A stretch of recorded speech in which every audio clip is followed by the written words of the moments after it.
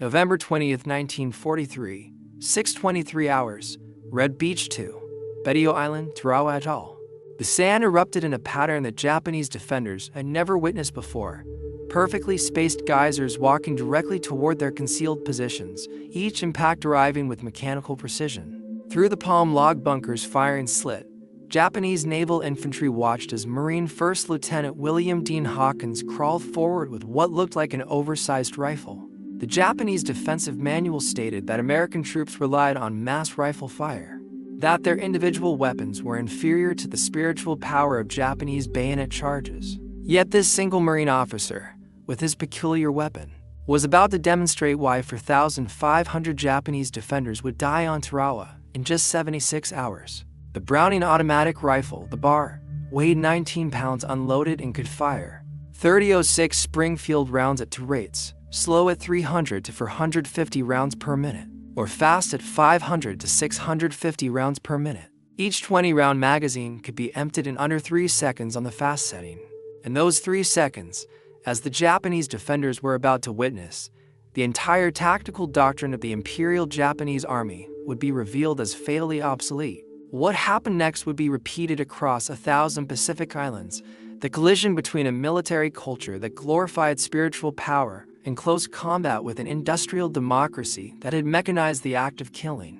The bar was not just a weapon. It was American mass production principles applied to infantry warfare, and the Japanese, trained to die rather than retreat, would discover that courage alone meant nothing against automatic firepower delivered with industrial efficiency.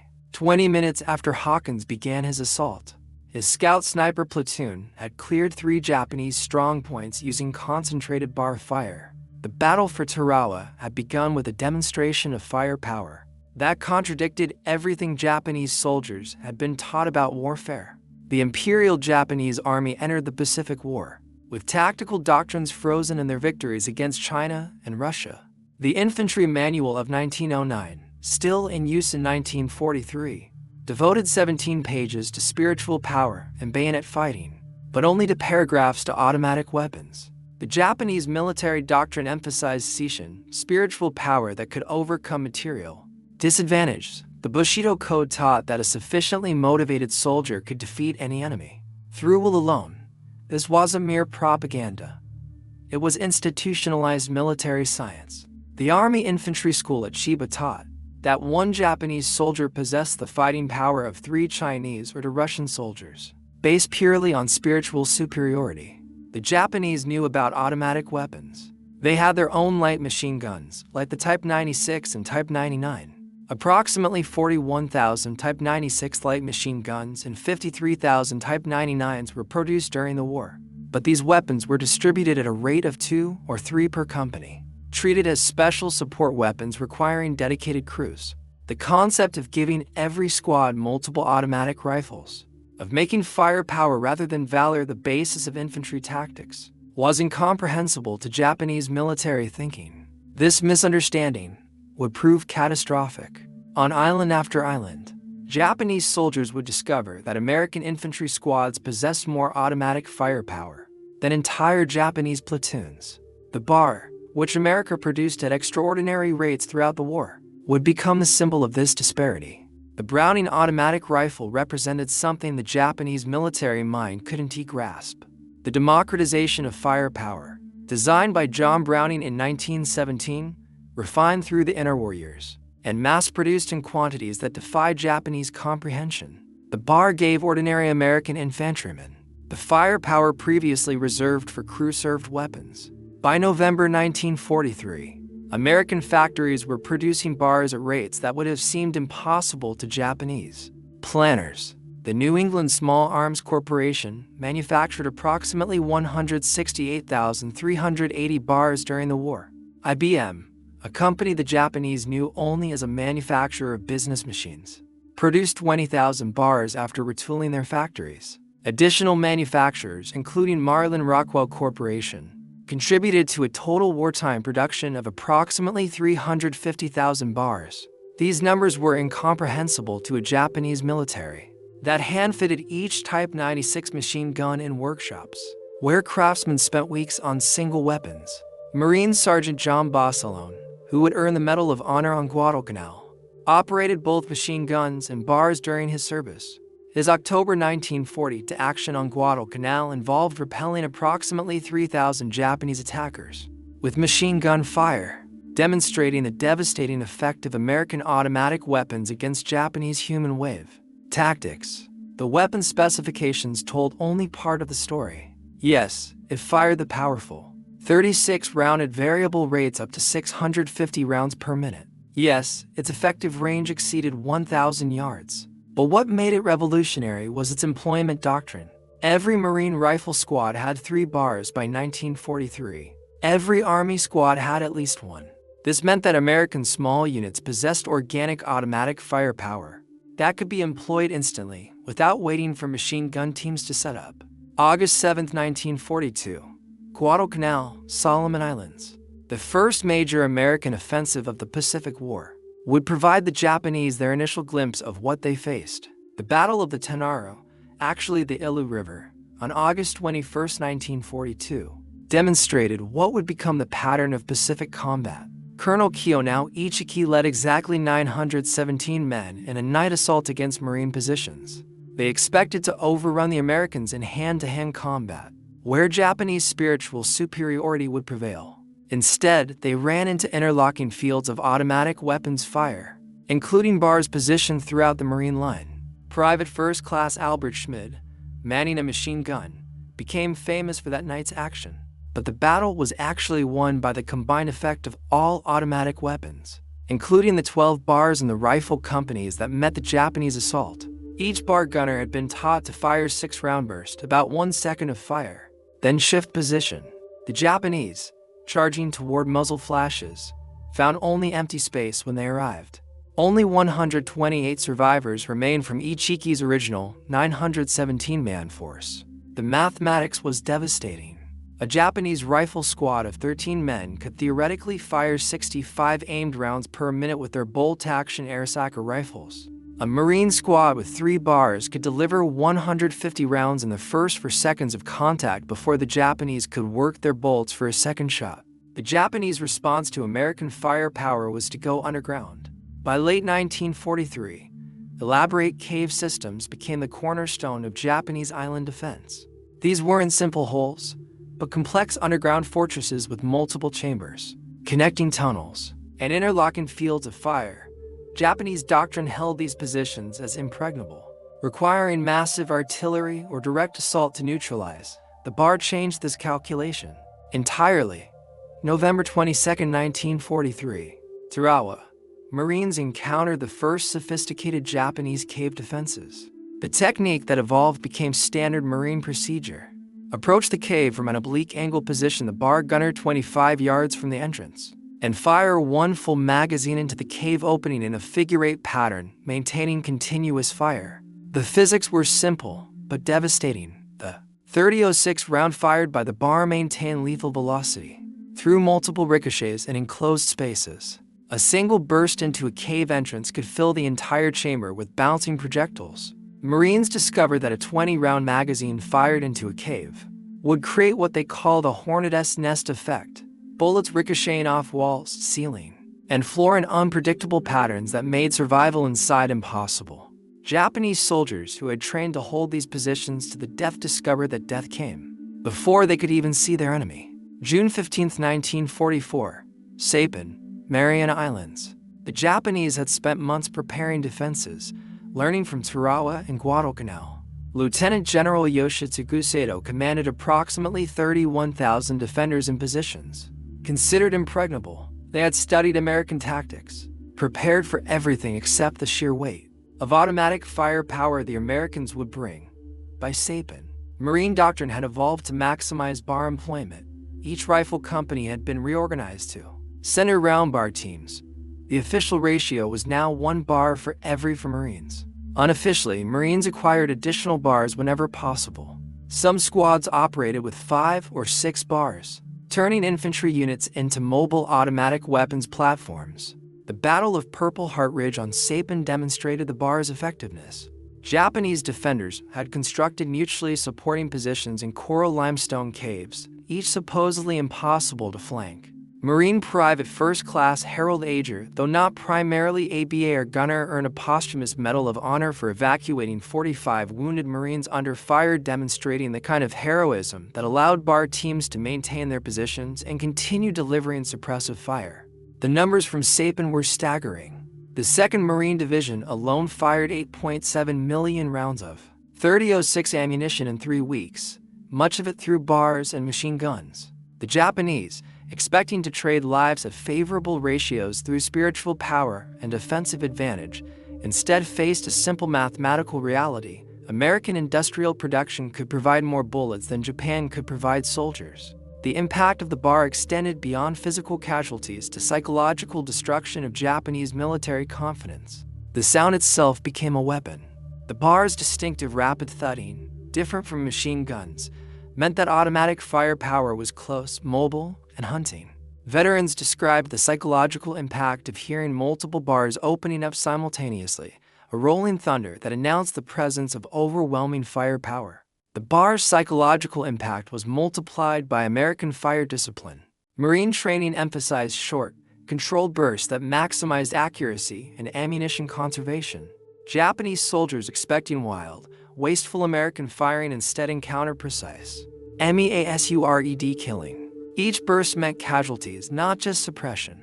By mid-1944, captured Japanese documents revealed that their soldiers were being instructed to identify and prioritize killing BAR gunners, recognizing these weapons as the backbone of American small unit tactics.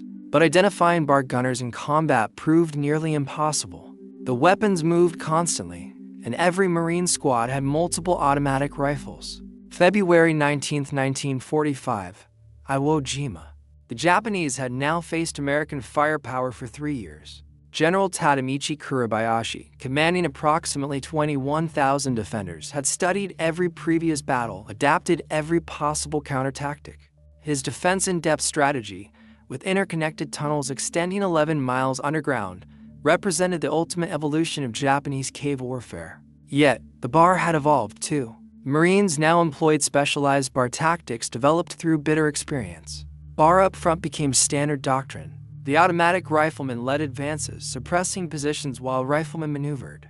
The weapon that had been primarily defensive in World War I became offensive in the Pacific. Gunnery Sergeant John Bossalone, the hero of Guadalcanal, now back in combat, was killed on Iwo Jima on February 19, 1945, the first day of the invasion. He was leading his machine gun sections forward when killed by mortar fire, having survived some of the most intense combat of the Pacific War, only to fall in the opening hours of the battle.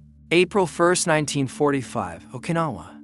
The final battle would demonstrate the complete supremacy of American automatic weapons. The Japanese 32nd Army, with approximately 130,000 defenders, including Okinawan conscripts, had prepared the ultimate defense.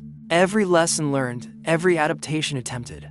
Yet they faced not just Marines with bars, but an American military machine that had perfected the mass production and distribution of automatic firepower. By Okinawa, the U.S. military had produced over 300,000 bars. Some Army units had abandoned official organization entirely, operating with 1 bar for every 2 or 3 soldiers. The 96th Infantry Division reported carrying significantly more bars than their authorized allocation, as soldiers had learned that survival meant firepower, and firepower meant bars. Colonel Hiromi Yahara, senior staff officer of the Japanese 32nd Army and one of the few senior officers to survive the battle, wrote post-war accounts describing the American material superiority. Those specific references to the bar in his writings cannot be verified in available translations. The Shuri Line, the main Japanese defense, fell not to massive assault, but to methodical application of firepower. Cave after cave, position after position, cleared by automatic weapons fire. The Japanese had prepared for spiritual combat, but faced industrial warfare. The story of the bar was inseparable from American industrial capacity. While Japanese soldiers died in caves, American factories performed production miracles that would have seemed impossible to Japanese planners. IBM's factory in Poughkeepsie, New York, previously manufacturing typewriters and calculating machines, retooled for bar production in 1941. By 1944, IBM had produced 20,000 bars, each one tested at tighter tolerances than Japanese hand-fitted weapons. The New England Small Arms Corporation produced the majority of wartime bars, 168,380 units. In a massive demonstration of American industrial mobilization, the Marlin Rockwell Corporation, which had limited weapons experience before 1941, built new facilities specifically for bar production. Carl Gustaf Stadsgeversfaktory, the Swedish arms manufacturer, licensed bar production and reportedly offered to sell to Japan through neutral channels in 1943. The Japanese military attaché in Stockholm investigated the possibility, but Japan lacked the foreign currency and shipping capacity to make such purchases viable.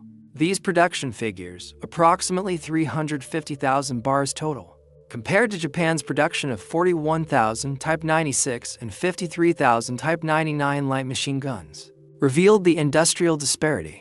America produced nearly 4 times as many bars as Japan produced of all light machine gun types combined. The bar's effectiveness depended on ammunition supply, another American industrial achievement incomprehensible to Japanese planning. Each bar gunner in combat carried 12 to 15 magazines, 240 to 300 rounds. Additional ammunition was distributed throughout the squad. A Marine rifle squad could carry 2,000 rounds of BAR ammunition in addition to rifle rounds. American ammunition plants produced billions of rounds during the war, while the specific claim of 21 billion, 3006 rounds cannot be independently verified. The U.S. produced approximately 47 billion rounds of small arms ammunition of all types during World War II. This massive production ensured that American forces never lacked ammunition, even when expending it at rates that seemed wasteful to resource-starved Japanese forces. At Okinawa, the U.S. 10th Army fired an estimated 60 million rounds of small arms ammunition in 82 days. The 24th Corps alone documented firing 25 million rounds of rifle and machine gun ammunition.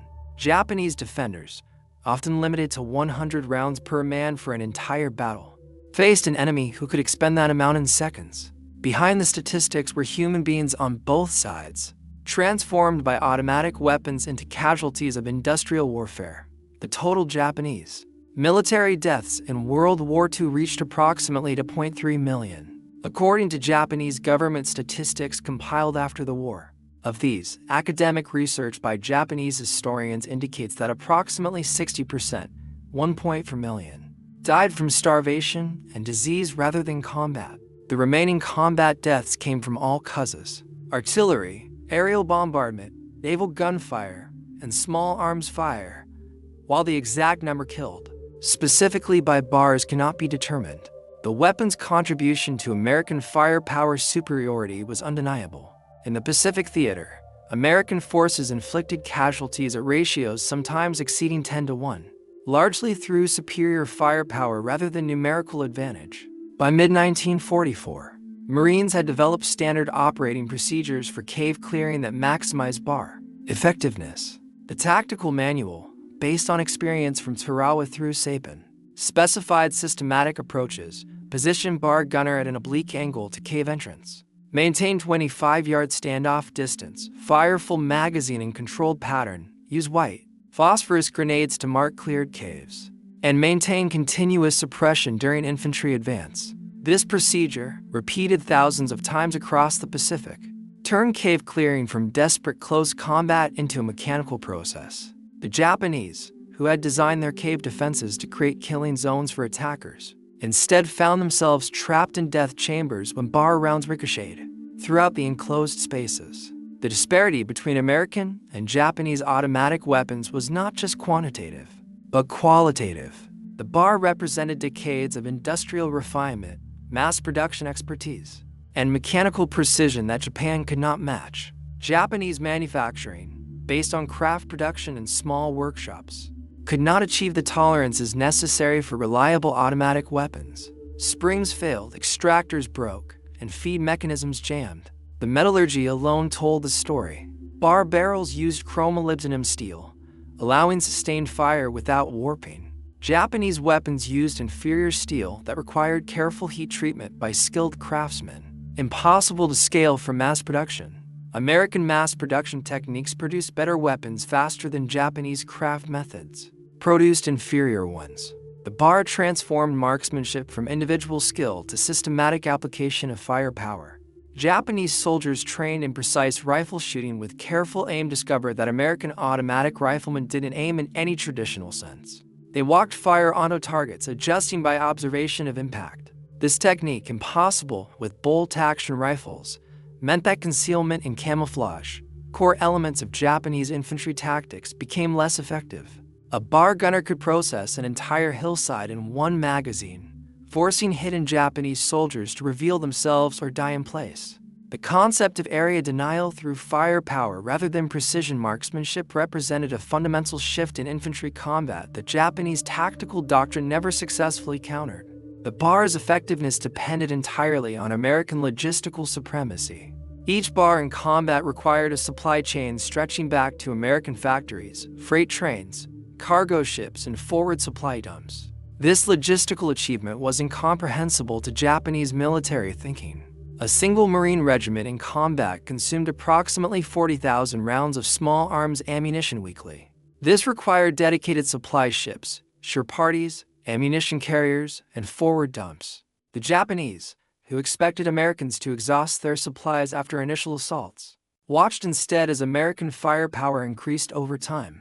At Ulithi and et al., a supply base constructed from nothing in 1944, American logistics troops handled massive quantities of ammunition daily. Transport ships made continuous runs from West Coast ammunition plants to Pacific supply bases. The infrastructure required to maintain this flow, ports, ships, handling equipment, storage facilities, represented an investment beyond Japan's entire military budget. The bar represented more than technological superiority.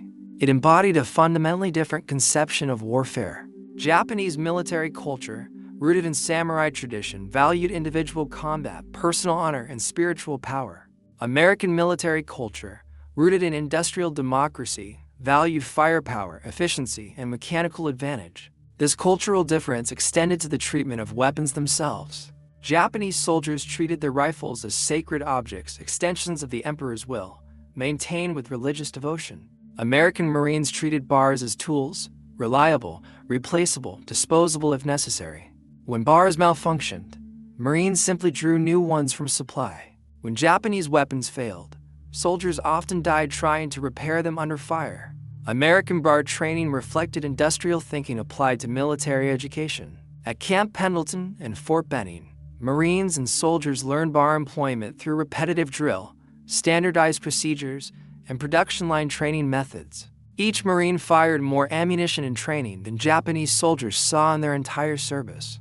The standard bar training course required each Marine to fire at least 2,000 rounds in various drills. They learned instinctive shooting, walking fire, talking guns, alternating fire between two bars, and rapid magazine changes. By graduation, a Marine could change magazines in under 3 seconds, clear jams blindfolded, and maintain accurate fire while moving. This training investment, thousands of rounds per Marine, hundreds of hours of instruction, was possible only because of American industrial capacity. Japan, chronically short of ammunition even for combat, could never provide such extensive training. Japanese soldiers often entered combat having fired fewer than 100 rounds in training. The last battles of the Pacific War, Iwo Jima and Okinawa, demonstrated the complete dominance of American automatic weapons. Japanese defenders, despite every advantage of terrain and preparation, faced a simple reality: they were fighting industrial output with human bodies. On Iwo Jima, Marines fired an estimated 12 million rounds in 36 days. On Okinawa, the number reached 60 million in 82 days, with the 24th Corps alone documenting 25 million rounds expended. The majority went through automatic weapons. Japanese defenders, already short of food and water, spent their final days under continuous automatic weapons fire, unable to move, unable to fight back, waiting for death. The statistics from these final battles revealed the truth about modern industrial warfare. Every Japanese defender faced hundreds of bullets, the output of an entire rifle company in traditional warfare, delivered by industrial logistics and automatic weapons. The atomic bombs that ended the war have overshadowed the conventional firepower revolution that preceded them. Yet the conventional superiority demonstrated by weapons like the bar had already shown that Japan faced inevitable defeat. The atomic bombs killed approximately 200,000 Japanese, but conventional weapons, including automatic rifles, had already killed far more throughout the Pacific Campaign. Admiral Soemu Toyota, Navy Chief of Staff, recognized at the final imperial conferences that American conventional superiority alone guaranteed Japan's defeat. The atomic bombs accelerated surrender. But didn't he change the fundamental equation? Japan could not match American industrial production of weapons and ammunition. Japanese military officers studying in America after the war discovered the true scale of American production. Official records showed approximately 350,000 bars manufactured during the war, nearly 4 times Japan's total production of all light machine gun types. Each bar cost approximately $75 to manufacture in 1944. Japanese Type 96 machine guns cost significantly more in materials and labor while delivering inferior performance.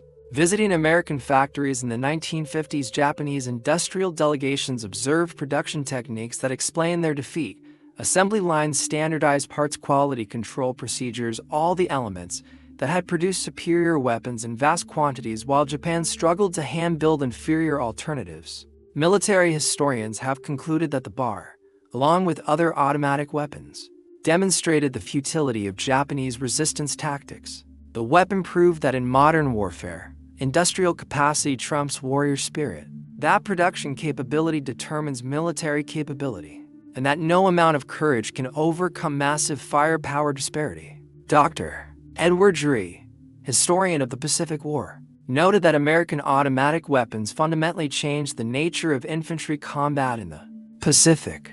The Japanese never developed effective counter-tactics because the problem wasn't tactical, it was industrial. They faced an enemy who could equip every squad with automatic weapons, supply unlimited ammunition, and replace losses immediately. The statistics support this assessment. In the entire Pacific War, Japanese forces killed approximately 111,000 Americans, all causes, while losing to 0.3 million of their own, a ratio exceeding 20-1.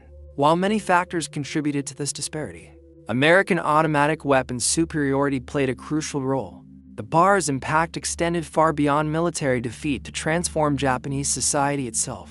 The weapon that destroyed Japanese militarism also demonstrated the power of industrial democracy. Post-war Japan embraced the very values the bar represented: industrial efficiency, technological innovation, mass production excellence. Japanese companies founded after the war by veterans who had witnessed American industrial might: Honda, Toyota, Sony applied lessons learned from observing American production superiority.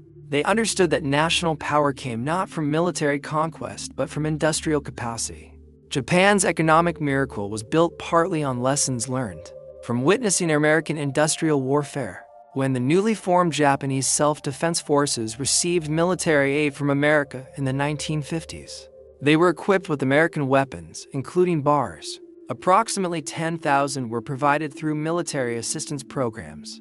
Japanese soldiers now trained with the very weapons that had defeated their predecessors, an ironic culmination of the transformation from militarism to alliance with industrial democracy. In later decades, American and Japanese veterans met at various Pacific battlefields for reconciliation ceremonies. At these meetings, former enemies discussed their experiences with remarkable candor.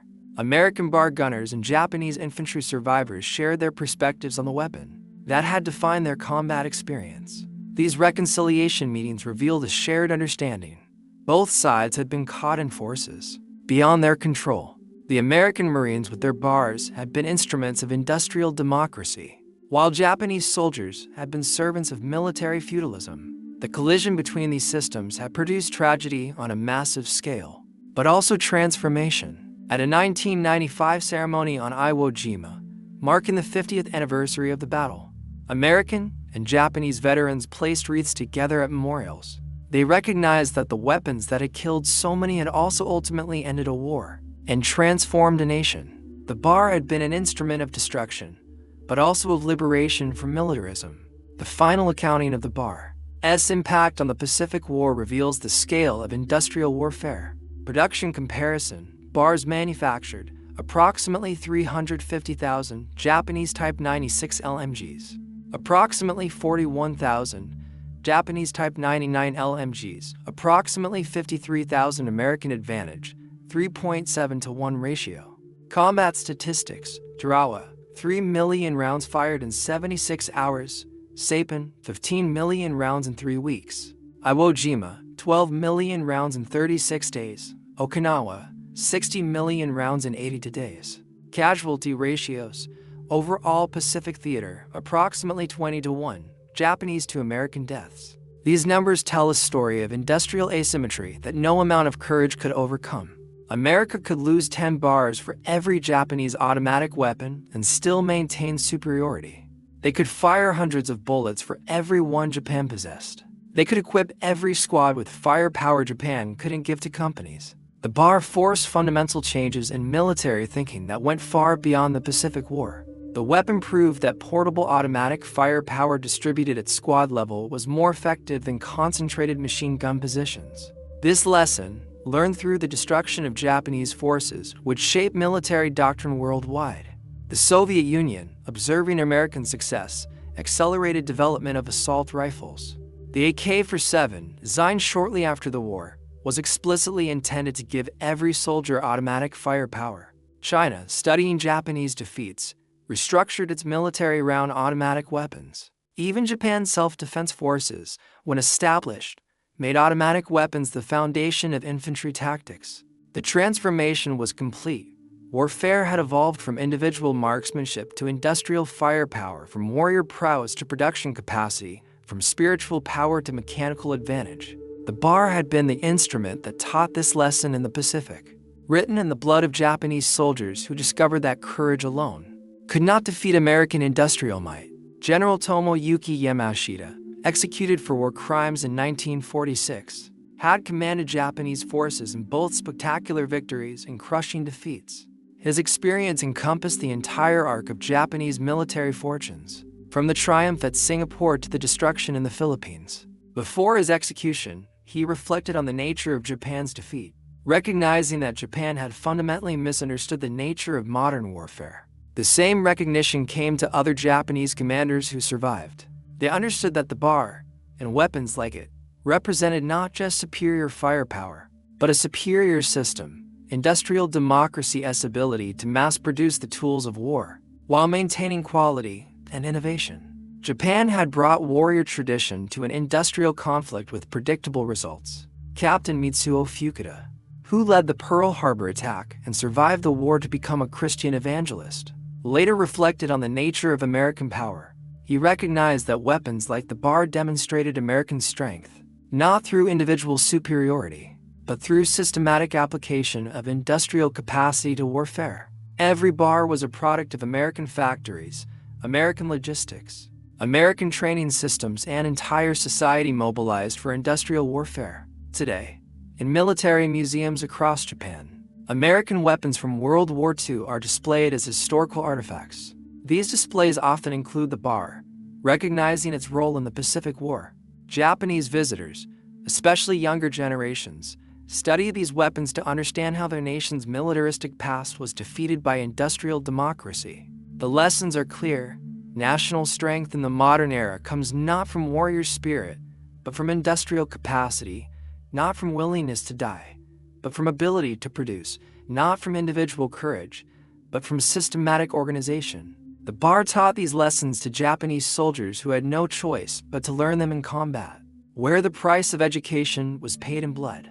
The transformation of Japan from militaristic empire to peaceful economic power was built partly on lessons learned from facing their American automatic weapons. The bar didn't just kill Japanese soldiers, it killed Japanese militarism, demonstrating conclusively that industrial capacity, not spiritual power, determined victory in modern war. Lieutenant General Mitsuru Ushijima commanded the Japanese 32nd Army on Okinawa, the last major battle of the Pacific War. On June 22, 1945, facing inevitable defeat, he committed ritual suicide along with his chief of staff. His final orders to his troops acknowledged the futility of further resistance against American material superiority. Ushijima's death marked the end of organized Japanese resistance in the Pacific War. The American forces that defeated him possessed overwhelming advantages in every category: artillery, air support, naval gunfire, and especially automatic weapons. The bar had been just one component of this superiority, but it symbolized the entire industrial advantage that made American victory inevitable. The cave entrances on Pacific Islands, still scarred by bullet impacts, stand as monuments to the collision between two military philosophies. In those scars lies the story of how America as automatic rifle didn't just win battles, but demonstrated the fundamental transformation of warfare, from individual combat to industrial process. The echo of bar fire across Pacific Islands was more than the sound of victory. It was the industrial age announcing its dominance over all previous forms of warfare. Japanese soldiers dying in caves from ricocheting rounds they never saw coming were witnesses to the terrible efficiency of modern industrial democracy. The bar's legacy in the Pacific was not just victory, but transformation of warfare, of nations, of understanding about what constitutes national power in the industrial age. Every burst of bar fire was a lesson in this new reality, taught to Japanese soldiers who paid the ultimate price for their education. In the end, the Browning automatic rifle achieved what no treaty or negotiation could have accomplished. It convinced Japan through overwhelming demonstration that military aggression against industrial democracy was not just inadvisable, but impossible.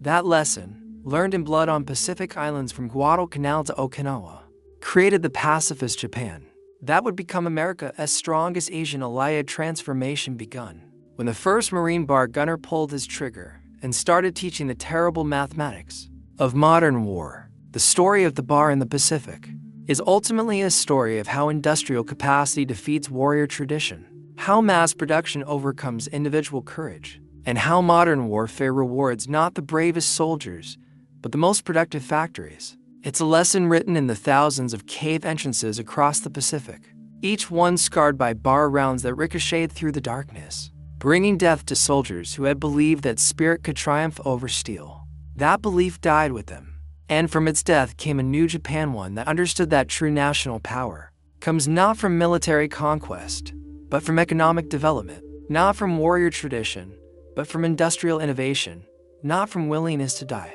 but from capacity to produce.